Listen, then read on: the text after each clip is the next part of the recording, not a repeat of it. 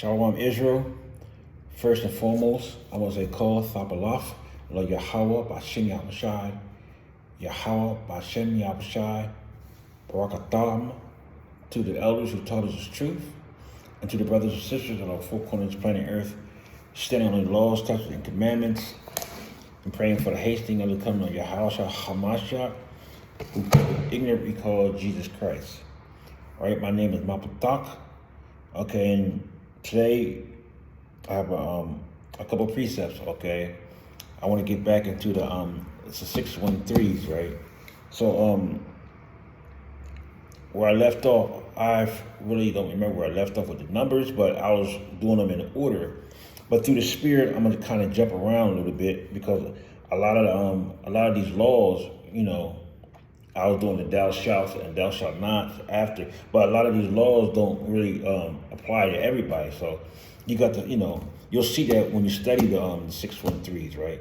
So today, what I want to go into, okay, this is like from 91, no, it's like from 92 to 95. Okay, this is like basically four thou shalts, okay, and it basically has to do with vows. You know what I mean? Because it's very important today, you know what I'm saying, when you're dealing with the Most High, you know what I'm saying? You know, you want the Most High basically to keep his promise, okay? And we get to keep our promise to him, okay? And basically, that's what a vow is. A vow is a promise. Now that word in Hebrew is Nadar, okay? And Nadar, basically H5088. And basically, it's just a promise, okay? And it's very important, okay, for us to keep our promise to the Most High, no matter what we're going through, okay? No matter what we're going through. And in these last and evil days, you know what I'm saying, that's what's going to save us, okay? That's what's going to get us, you know, out of basically certain kind of types of binds and this and that, keeping our promise to the Most High. Now, we keep our promise to the Most High, you know the Most High going to keep his promise to you. You know what I'm saying? So, you know, through the Spirit, you know, I'm going to, you know, get into this vows, Nadar, okay? And my first precept I want to go to dealing with vows, okay, which is our promises, which is the 92nd commandment, which is, okay, Numbers 6 and 5. And anyway, by the way, I know when you go into the 613, it depends wherever you get it from that they're numbered different, you know what I mean? But, you know, through the Spirit, you know, as long as it's coming out of these laws, statutes, and commandments, you know what I'm saying? You know, it's good. So basically, number 92, okay, Numbers 6 and 5, all right? All right, Numbers 6, verse 5. Now, this is dealing with a Nazarite, okay? Now, we know a lot of us took that vow, took that promise that, you know, we won't put a razor to our head, you know what I'm saying? And until we, whatever length we made it, you know, we made the vow to the Most High or the promise to the Most High too.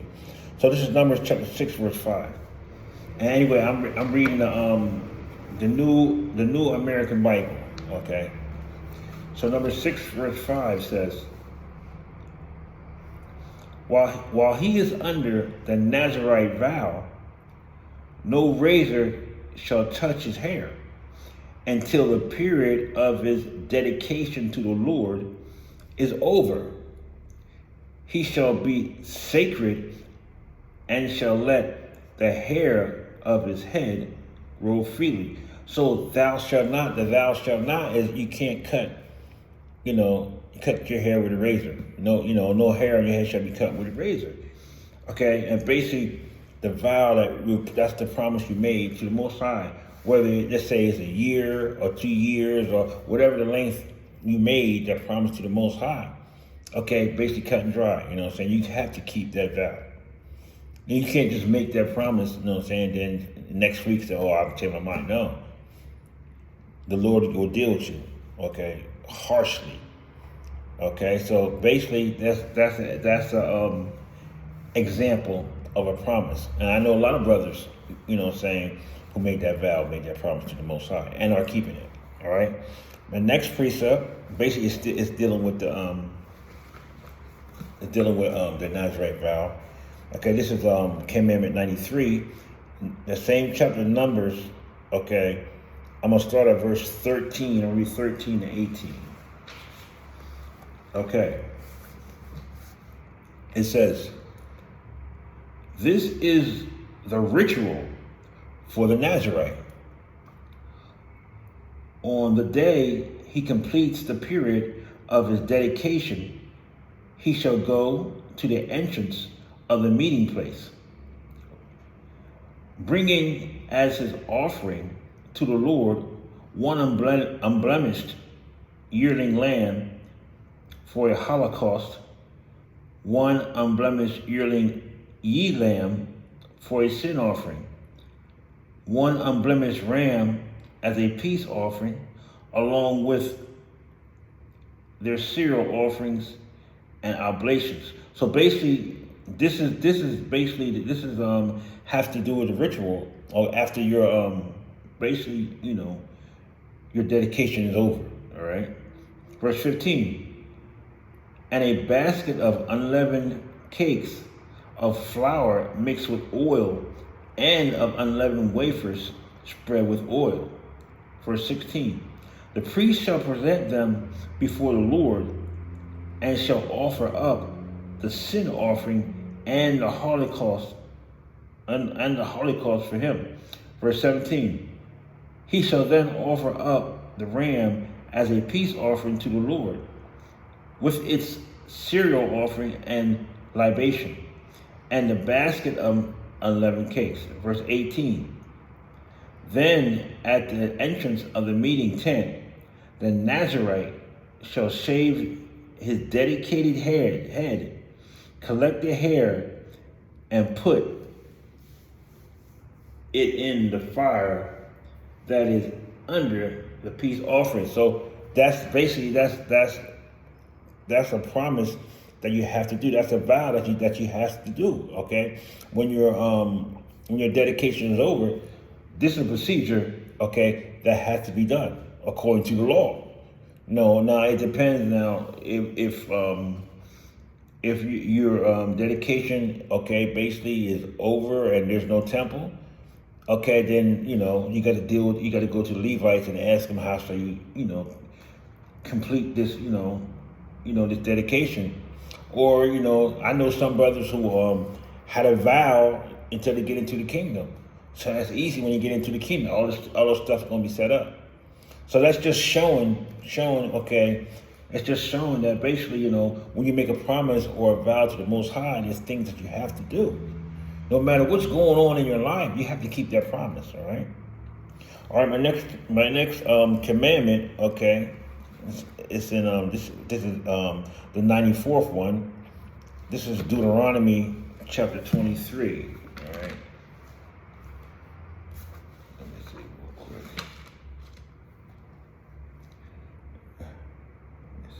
And this has to do with interest, okay? How it's called usury. How you can't, okay, when you're dealing with a brother or somebody in your family, you can't basically charge no interest. Whereas if you're dealing with a heathen, you can charge all the interest you want. You know what I mean? So basically, this is basically has to do with a vow too. Okay, I'm gonna read Numbers 30. I'm gonna read Deuteronomy chapter 23. I'm gonna read 21 and 23. All right. Okay, Deuteronomy chapter. Matter of fact, I'm gonna start at verse 20 and read all the way to 24. Okay, it says, "You shall not demand interest from your countrymen on a loan of money or of food or of anything else on which interest is usually demanded." So boom, cut and dry. You can't charge your people no interest. Okay. Verse 21. "You may demand interest from a foreigner." A foreigner basically is somebody, who's not a part of your family, okay? Stranger, basically. "But not from your countrymen, so that the Lord your God may bless you in all your undertakings on the land you are to enter and occupy. Okay? Verse 22. When you make a vow or a promise to the Lord your God, you shall not delay in fulfilling it. Okay? We got to remember that. We make a promise to the Lord, don't delay in fulfilling it because you have to do it. So you might as well get it over with. Otherwise, you will be held guilty. For the Lord your God is strict in requiring it of you. I told you, you know what I'm saying? If you don't keep the vow that you made in the Most High, you know what I'm saying, He's going to deal with you strictly. Verse 23, should you refrain from making a vow, you will not be held guilty. So basically, if you make a vow to the Most High, a promise to the Most High, you need to keep that. Okay? Verse 24, but you must keep your solemn word and fulfill the votive offering you have freely promised to the Lord. So basically, dealing with again, you know, the things you have to do, okay, when dealing with the Most High, making usury, okay. You can't basically charge your brother or sister interest, okay. Thus said the Lord, okay. When you make a vow to the Most High, you must keep that vow, no matter what it is. And these last and evil days, you know what I'm saying, there's a lot of, I see a lot of people, you know, falling out and this and that, you know what I'm saying, you know, I mean, falling out on their vow to the Most High, you know what I'm saying? And the Most High basically is bringing judgment upon them, you know what I'm saying? Nothing beats a failure except a try. Okay, if we make a vow to the Most High, we must keep that vow. We must keep it. There's no way. Okay, there's no room for failure. Okay, in keeping a vow to the Most High. And like the scripture says, you know what I'm saying? If you don't want to be guilty, don't make no vow to the Most High. You know what I mean? All right, my next one, basically this is commandment of thou shalt on number 95. Okay, and this is dealing with binding and loosing. And binding and loosing has to do with vows, okay? Binding a vow or binding a promise and loosing a promise. So anyway, we're going to go to Numbers of 30th chapter. I'm basically going to read all that. But it has to do with binding and loosing, all right? Because I know we heard of what's bound on earth is bound in heaven. It's what's loosed on earth is loosed in heaven. So it's about binding vows, binding promises, and loosing promises. Okay. Anyway, let's go to Numbers chapter 30.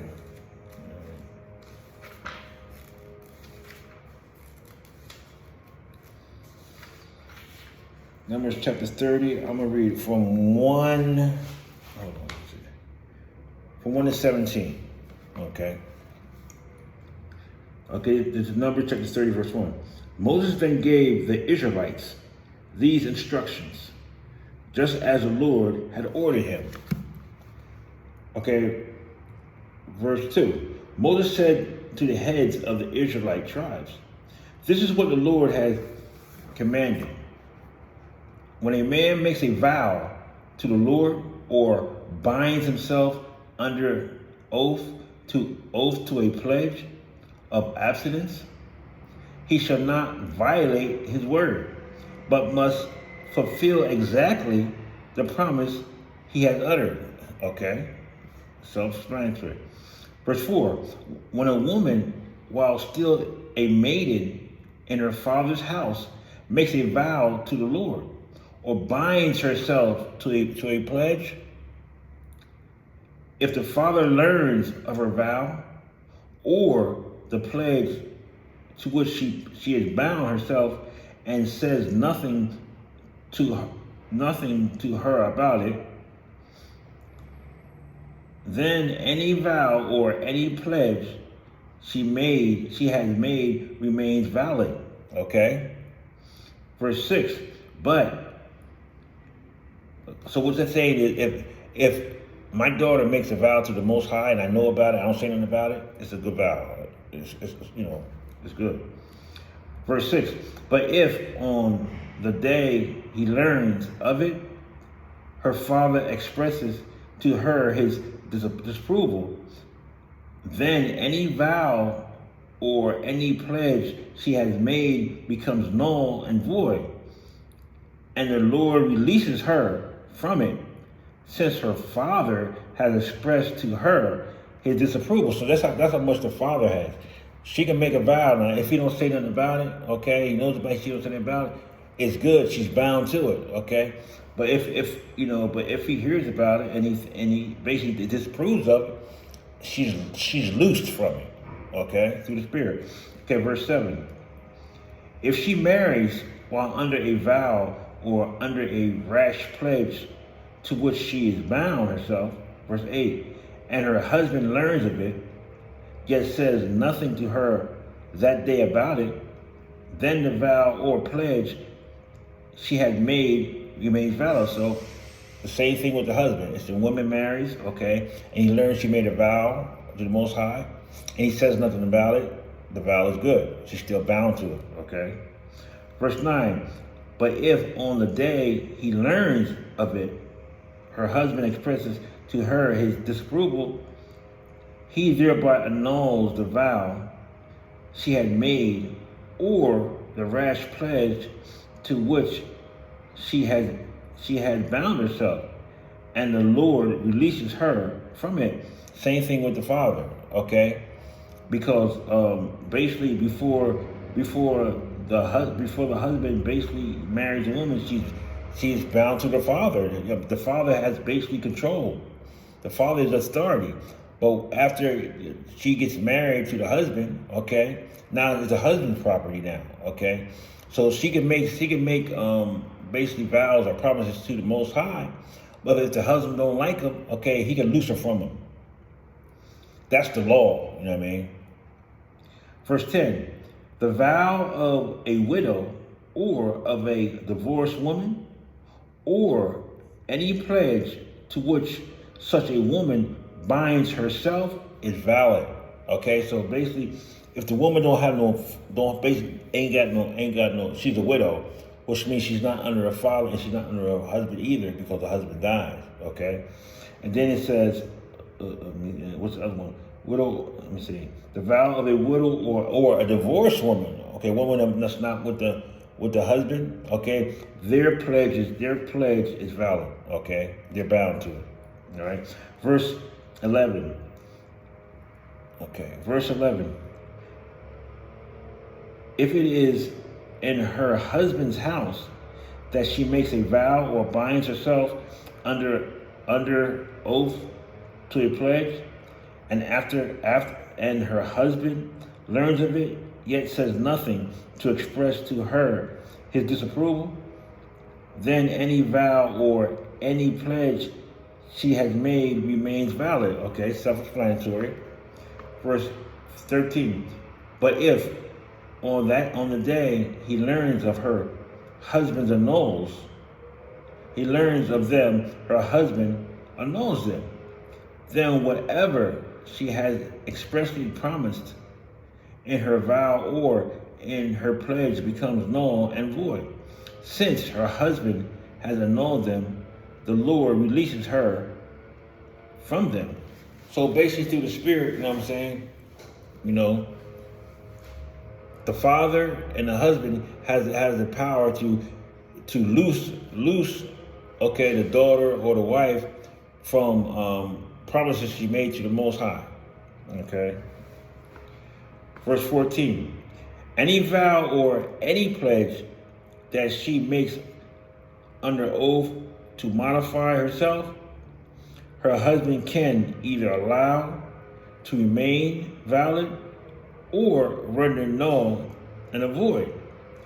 But if her husband, day after day, says nothing at all to her about them, he thereby allows as valid any vow or any pledge she has made. with any promise that she has made.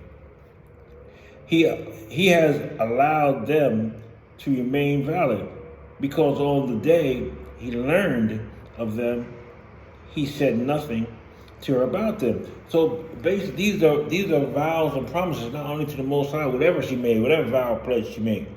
Okay, you know, if the husband hears about him and doesn't say nothing about him, she's still bound to him.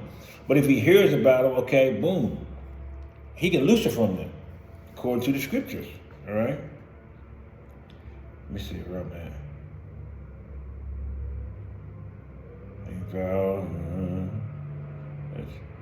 He has allowed them to remain valid because on the day he had learned of them, he said nothing about her. Okay, verse 16. If, however, he countermands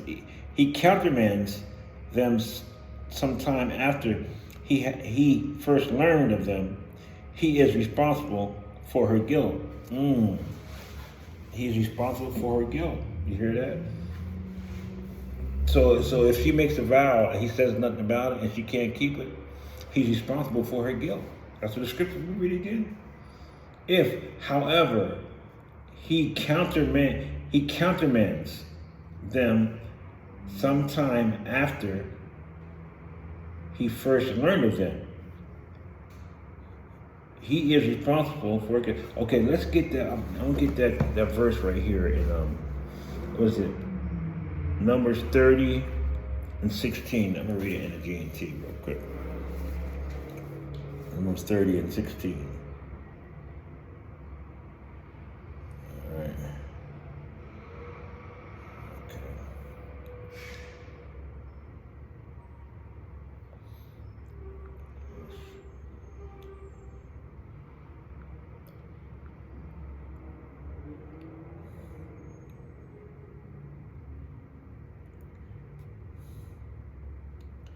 All right, Numbers 30. Okay, number 30 and 16. It says,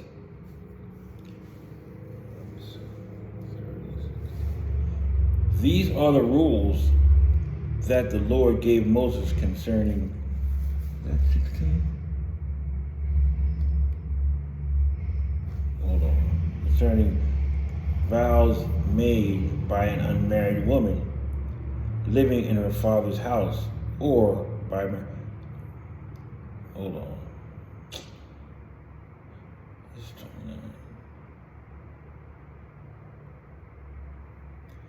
Let me see. You know what? Okay, 15. That was the wrong verse. Okay, 15 says, but if he later annuls the vow, or if he later, loose the vow, he must suffer the consequences for the failure to fulfill the vow. Let me go, I'm gonna read this. This is a GNT, 14. But if by the day after he hears of the vow, he has raised no objection. Okay, he doesn't object to the vow. Okay, she must do everything that she has vowed or promised. So if he says nothing about the vow, she has to be good to the promise. She has to do what she says she's gonna do. He has affirmed the vow by not objecting on the day he heard it. Okay, so when she heard the vow, he didn't object to it. You know what I'm saying? Now, but if he later annuls the vow, okay, or if he later, he didn't eject the vow, but later on, he says, oh, no, you can't do this, okay, he must suffer the consequences for the failure to fulfill the vow. So basically, it's bound to him now. Now he got to basically, let's say if she says let's say if the woman basically said, okay, well, let me borrow such and such amount of money and I'll pay you, I'll vow to pay you next week. Okay, now I hear about it and I ain't say nothing about it. So then the time comes and I change my mind and say, no, you can't do that. Now I'm responsible for that vow. Okay, that's all I'm saying. All right? That's all I'm saying. Let me keep on going. Okay? Let's keep on going. Now, this verse 17. This is, like I said, this is the New American Bible. These numbers are basically, these scriptures are numbered different than, than in the KJV. But anyway, this is verse 17, okay? It says, these are the statutes which the Lord prescribed through Moses concerning the relationship between a husband and his wife, as well as between a father and his daughter while she is still a maiden in her father's house. So basically through the Spirit, okay, the point was vows, okay? And through these couple scriptures, there's different vows, okay, that people take, you know what I'm saying, in life. But the point is, we make a vow, we make a promise, to anybody, but especially to the Most High, you got to keep that thing. You know what I'm saying? Because if you break the vow to the Most High, He's going to put hands on it. He's going to do something to you. Okay? And right now, in these last and evil days, okay, we need to stand on every vow that we made, if it to the Most High or to anybody. Any promise that you made, okay, we need to make good on that promise, okay? So, with that, I just pray brothers and sisters got edified, through, what a vow is, okay? A promise in the Hebrew is Nadar, okay? Keep your promises to the Most High. If you want the Most High to keep His promise to you, we got to do the same, okay? With that, like I said, if I said anything wrong, if it definitely wasn't the Spirit, it had to be the flesh. And now it's just to say, Ahabatam, Mawaf, Shalom, Israel, keep them vows.